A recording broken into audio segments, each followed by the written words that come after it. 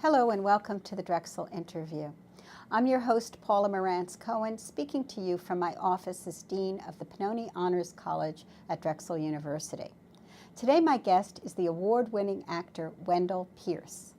Mr. Pierce has been in numerous plays, films, and television series. He's perhaps best known for his work in The Wire, in which he played the natty, hard-drinking detective Bunk Moreland, and in Treme, in which he played Antoine Baptiste, the trombone player who, like his city, must undergo reclamation.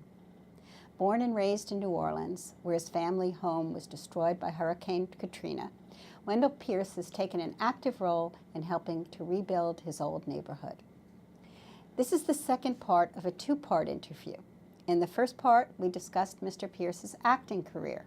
In this second part, we'll focus on his book, The Wind in the Reeds, A Storm, a Play, and the City That Would Not Be Broken, which deals with his growing up in New Orleans and his city's response in the aftermath of Hurricane Katrina. Wendell Pierce, welcome back to the Drexel interview. Thank you. Your book is a very moving account of growing up in New Orleans, and it goes on to explain some of the things that went on in the city after Katrina. But I'd first like to talk a little bit about your genealogy in New Orleans and your family, and going back to your great-grandfather, a slave, Cyrus Steel. Could you tell us a little bit about him? Cyrus Steel was sold as a baby with his mother in Kentucky. As one of his first childhood memories, his earliest memories, is knowing that he has a father and sisters and brothers. He vaguely remembered them being on the banks of the river crying as he and his mother were sold down the river. And when he was a little boy, his mother would always tell him, "You're not a Harris, you're a Christoph. You have brothers and sisters in Kentucky. If you ever get free, and you will be free, go back and find out who they are. Find your family." He never did, but it was that early memory that made him understand the importance of family, hanging on to family. No matter how dysfunctional we become, they're the closest connection to your past and most likely to be there for you in the future.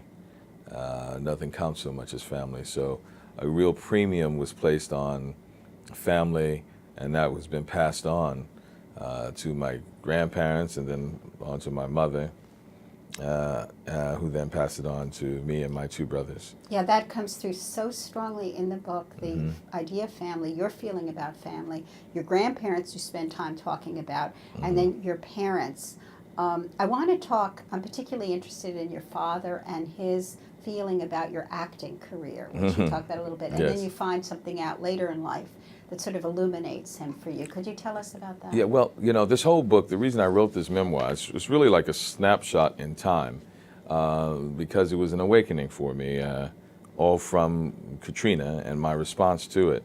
And it reminded me of the resilience that was already passed on to me and the legacy of my family that I was reminded of, you know, when I had to find that resilience now. It was an awakening to that existence. Now, my father is a man of great principle. He always said to us, you can do whatever you want to do, but you choose, whatever you choose to do, make sure you commit to it 100%, no matter what. Now, I went to this wonderful college preparatory school in New Orleans. It's one of the best in Louisiana. It is the best in Louisiana, one of the best in the country. Benjamin Franklin High School, private high school, magnet school. And then I was recruited to go to NOCA, the New Orleans Center for Creative Arts, which is a performing arts high school in New Orleans. And the way it works, you can get your academics at whatever school you want to, and then you spent the other half of the day at NOCA, which took the place of your electives, but it was serious artistic conservatory training. So when I went to NOCA, I gave up football. I had to go to plays. I was going to see a lot of theater. I was participating in crews in theater. I was just always at school for long hours of real fully dedicated experience. And my father, I was always asking him to take me here, take me there. And one day he said, "I'm not taking you there anymore. Of all the things you want to do, why do you want to be an actor? you can do anything you want to do. I'm sending you to that public-private school and you're wasting your time doing this acting. I said, well, no, this is what I want to do. He said, well, I'm going to tell you right now, I'm not taking you anymore. I'm not going to take you to any more plays. I'm not going to take you to all that rehearsing and stuff. Let your mama do that. I'm not going to do it. He said, you can do it because I always said, whatever you want to do, just commit 100%, but that doesn't mean I have to do it. I said, okay. So we had a real sort of fight about it. I said, it doesn't mean I'm going to stop. Cut 2 years later, after Juilliard, I'm doing my first Broadway play, Serious Money, one of the first plays I did, and we're having our opening night party. It's actually at the World Trade Center. And I said, Daddy, remember years ago when you told me you were never going to take me to any more plays or any of that stuff? He goes, yes, son, he said sheepishly. I remember. I said, I want you to remember tonight as much as you remember that. He goes, I will, and I'm proud of you. I'm really proud of you. You always said that you wanted to do it, and you really stuck with it. I always thought he was just against me being an actor because, he thought it was trivial pursuit. My brother then said, if anything ever happens to Daddy, I want his photographs. My father had studied photography. He was, I thought, a studio photographer. In the time before everyone had a camera, you went to a studio and had your picture taken. That was his profession, and then the Instamatic kind of killed that line of work. But my father was an artistic photographer, double exposures like Roy de Carava, James de Priest. He was doing compositions, landscapes, stills, and I couldn't believe that he had done this sort of artistic pursuit of photography, not just as a craftsman. And then I realized it was a dream deferred, something that a young black man in the 40s was like something that was unattainable for him. And he was sort of afraid, I guess. And he was afraid that that would happen for me, and that was what he was trying to protect me from. What a joy it must have been to see you succeed. Oh, and absolutely. He's still alive. He's still alive. He's 90 years old. He always asks, well, how's the shooting? 92. He's like, he said, how's the shooting going? What's your quote? He's all into the business now. You got to get your quote up. Hey, don't take anything less. Funny. So it's really, he was an artist whose dream was deferred, and he didn't want that pain on his son. You tell the story in the book, and it's very moving. Thank you. But a good portion of the book deals with your neighborhood where you grew up. Pontchartrain Park. Pontchartrain Park in New Orleans, which was one of the hardest hit areas of the hurricane. And could you tell us about growing up in that area of the city, and then what compelled you to go back, not only rebuild your family's house, rebuild other homes, but also buy a home there for yourself, build a home there for yourself? Well, the awakening for me, the epiphany for me, was when I went back after Katrina. I wanted to answer the question that some kid 20 years from now is going to ask me, Mr. Pierce, in New Orleans' darkest hour, what did you do? And I wanted to have an answer for that. And my response, I'm an actor, was artistic. I did Waiting for Godot in the lower Ninth Ward, where two men in this vast landscape of destruction don't know who they are. They've lost any sense of hope. Their hopelessness is just abundant within their existence. They don't know how to move forward. They're waiting for an entity outside of themselves, waiting for Godot to give. But wait a second. This is such an arcane play, right? Yeah. You would think it would. You would think it would not relate. You would think it would, but the resonance of all these New Orleanians there to watch these two men in great despair was a reflection of what was happening to us. We had been waiting for a Godot, a response from government, a response from somewhere to someone to help us. And what you learn in the play, and the men learn in the play, is at this place, in this moment of time, all mankind is us. Let us do something while we have the chance before it's too late. And it was that most cathartic moment in the play where I stood where so many people had died on that hallowed ground and said it would be a disservice to them and a dishonor to the people that lost their lives if we didn't find that in ourselves to rebuild our communities. And it was something that people who were there that night, who saw the play and saw it at different places, said, I know what they're going through in Waiting for Godot. And that's when it moved me to understand the importance of art and the power of art. It then made it an awakening to the power of art has always been a part of New Orleans culture. Yeah. Right? We live our culture. The second line is from the social aid and pleasure clubs. We understand the pleasure part, a good time and dancing, But the social aid part was when black folks in segregation couldn't get burial plots, insurance. They weren't allowed in certain hospitals. If your mama dies, they pooled their money in these social aid and pleasure clubs and made their own benevolent societies. We'll take care of you and your family. If your father dies, we'll make sure that he has a beautiful funeral. That's where the tradition of the jazz funeral comes from. It is not this arbitrary, beautiful cultural parade. It is actually art in action, practical art, saving families, buying burial plots, giving honor to lives that are lost, saving lives in need. I realized that culture has always been where the rubber meets the road in New Orleans. And that call to action then made me realize that that's a great legacy that was given to me. And that legacy included Pontchartrain Park. And Pontchartrain Park was the first African-American neighborhood that during segregation you could buy a house in.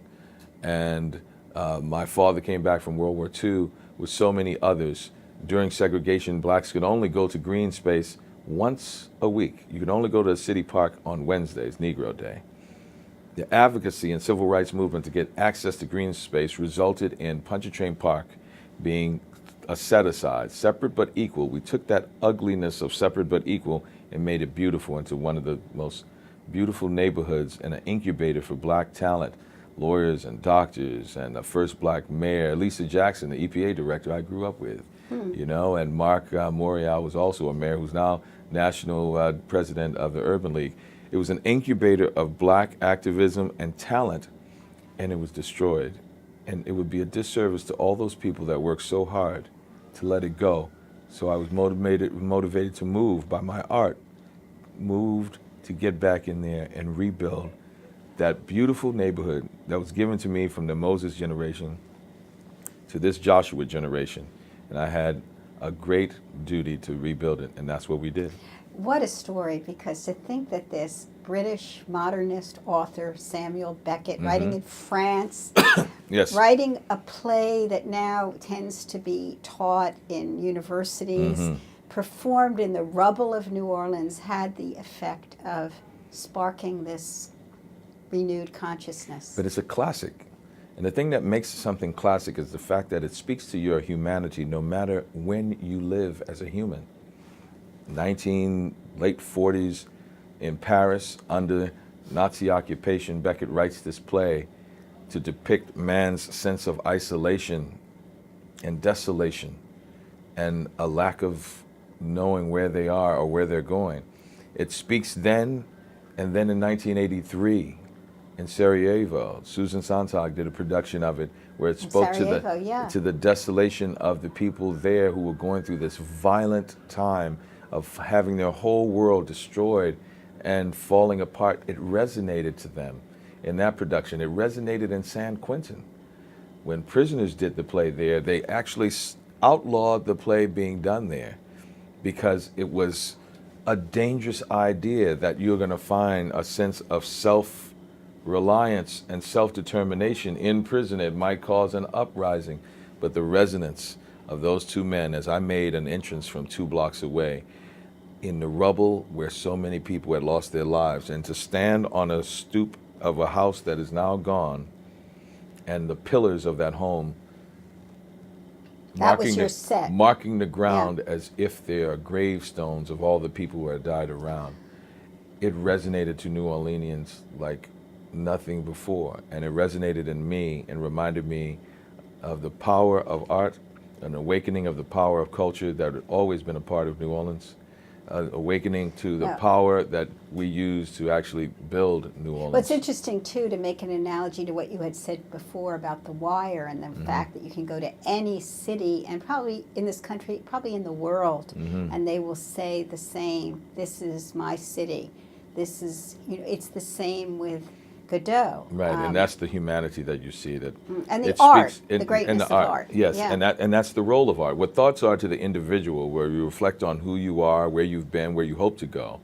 The forum of art is where you do it collectively as a community, reflect on who are we, where have we been, where do we hope to go as a community, see and declare what your values are, and then act on them.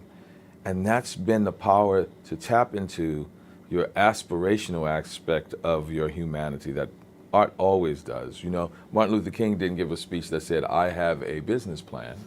He said, I have a dream. The people of the Depression were moved by, this land is your land, this land is my land. When Woody Guthrie spoke to the aspirational desire to people get out of their present situation and move forward, while our politics are far apart, Ronald Reagan said, it's morning in America. It's morning in America. So art moves people in ways that are profoundly human. Well, that's so eloquent, but if I could move from the sublime to the ridiculous, which would be the way you play Baptiste in Treme, I'm wondering, because in your autobiography you talk about fights with cab drivers. And I wondered if that had any bearing on the I representation. never thought about that before. The cab drivers, right? And there must be 2 or 3, or I don't know how many. Yeah, That's like well, a he was- motif. yes, it's a But motif. It's a motif in your book as well. Maybe only twice. Yes, well, what happened, it was a motif with Antoine Baptiste, but I never realized this before. I never made that connection. It was the thing that got me The Wire, because I, unfortunately, had a fight with a cab driver in real life. Was arrested for that fight, this cab driver who refused to take me. I came to my audition for The Wire with David Simon, and I was furious. And I told him what had happened, and I went to jail overnight. And months later, he told me on the set of The Wire, you know, when you told that story about the cab driver, that's when I knew you were going to play Bunk. You didn't even have to read. Cut 2 years later, he's doing Treme. It's a motif of me complaining with cab drivers. I never thought There's about that. something there. But really, he's a ne'er-do-well who finds his voice when he finds the children to continue on this legacy of the music. And that's the connection with legacy and family that I also tried to capture in the book. And the connection, was there a metaphorical aspect to Baptiste and New Orleans itself, the reclamation of the city? Absolutely. Yeah. He is reclaiming his voice, and he finds it in his culture and find it in his legacy of passing that on. You know, when I love the scenes when I'm teaching jazz about Papa Celestin, a turn of the century jazz musician, one of the great jazz musicians of the early 20th century, late 19th century, and we're listening to a recording of his, and I'm saying, you see, this is how they did it back then, and I'm teaching her. She represents the future. It represents the reclamation of me finding my true north again and connected to the past of the people that created it. And so that makes it eternal. That makes it classic, where it speaks to humans of disparate walks of life from different parts of the world across time, and in a way it becomes spiritual, right? It's the eternal aspect of it, that this classicism of the truth and authenticity of your art spoke to the humanity in us before I was here, as I am here, and long after I'm gone, it will speak to the human heart. Getting back to the reclamation of New Orleans, and you've been involved in such a great effort to rebuild maybe 40 or 50 homes that you've been involved with, maybe we're going near 40 toward right 100. now. And grocery stores that opened and then closed. What was the problem there? It was one store. Yeah. Oh, we actually have Sterling Fresh Foods. I've felt as though there weren't, food deserts. If I'm bringing people back, you had to. I wanted to tackle some of the issues of grocery stores weren't coming back to certain communities, and like the Lower Ninth Ward, it was also been there a problem, a food desert prior to the storm. So I wanted to start a business that would bring grocery stores into underserved communities, and also we have a convenience store division, Sterling Express, and the grocery stores are Sterling Farms. The first store was our grocery store, and then we have 4 convenience stores now. We had to close the grocery store because, hey, business is business. A small margin is a small margin. That does not mean that we aren't developing other stores. And that particular store had to close. But the mission of the company and our desire to expand is always there. And we have 4 stores now with the same mission. Yeah, it seems like there's been a lot going on. That you've done a tremendous amount. I will say that the most moving, you've spoken in spiritual terms about New Orleans as well as in the practical terms. And one of the most moving portions of the book is toward the end with the death of your mother. Yes. And your mother was an ardent Catholic. Mm-hmm. And you say, I don't know what you are now, but an agnostic. I don't know what you call I'm yourself. lapsed. I know. I have belief. I believe. But my mother asked that I go back to church. I said, I go to church. She says, no, go. And I you don't did. talk about it. And I do. You try. I do go You back. do? I'm inconsistent. I'll be the first to say. Yeah. But her devotion spoke to a part of her character that was just really pure, because she had no reason to be devoted to the Catholic Church the way the Catholic Church had treated her. Like my father's devotion to America, when he loves America so much, but he has reason that he shouldn't, the way he was treated in segregated army and denied his medals from World War II and could not vote when he got back home, and all the things that he fought and risked his life for, he wasn't honored with when he came back home. And my mother's devotion to the church was the same way. She always said, we go to church to connect with God. And so there's that which is man-made, and then there's that which is divine. Focus on the divine. And it was the same way my father deals with the country. I love the American values, and remember that. I fought for that flag. People dishonor it all the time. Our government dishonors it all the time. The way we were treated dishonors it all the time. But focus on the values that I'm fighting for. And that's the way my mother dealt with her love and divinity. So as she died, I wanted to connect with her. I was grieving so, and I went to Fatima and did a pilgrimage. This is in Portugal. In Portugal, where the Blessed Mother appeared. December 8th, your birthday. My birthday, the Immaculate Conception in the Catholic Church. And I went there to see and try to connect to that spirituality that my mother was talking about so much. And that's when, while there, as the procession was bringing the Blessed Mother back to her place of honor, all the pilgrims started to raise these handkerchiefs and wave them.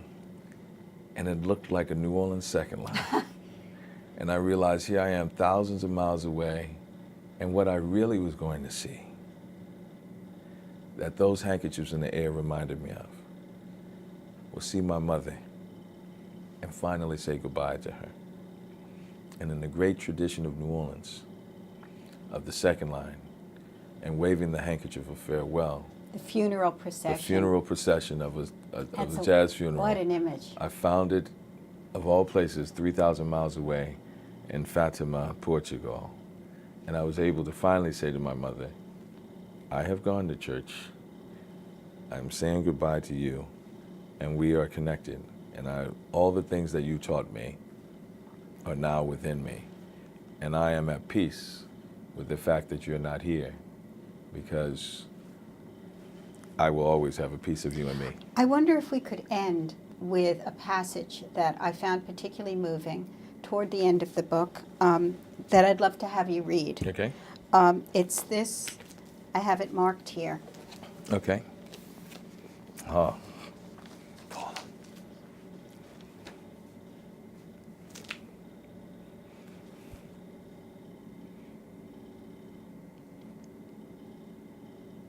Take your time.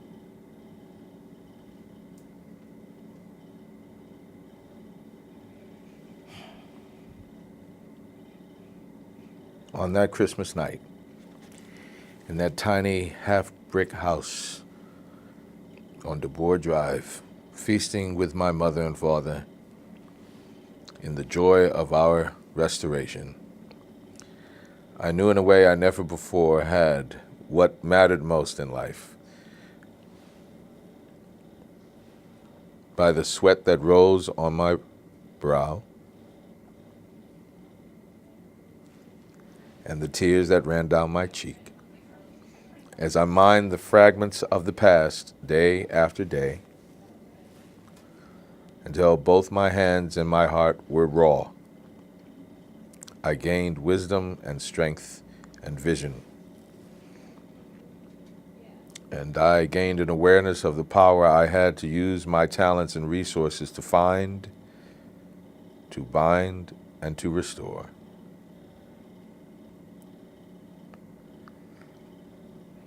I had helped recover the past and build from it a future for the people I loved more than my own life. If I had within me that power, did I not also have the responsibility to use it for the good of others in my community? Wendell Pierce, I really want to That's not thank fair. you for a beautiful and profound interview. Thank you. And thank you for joining us today at the Drexel interview.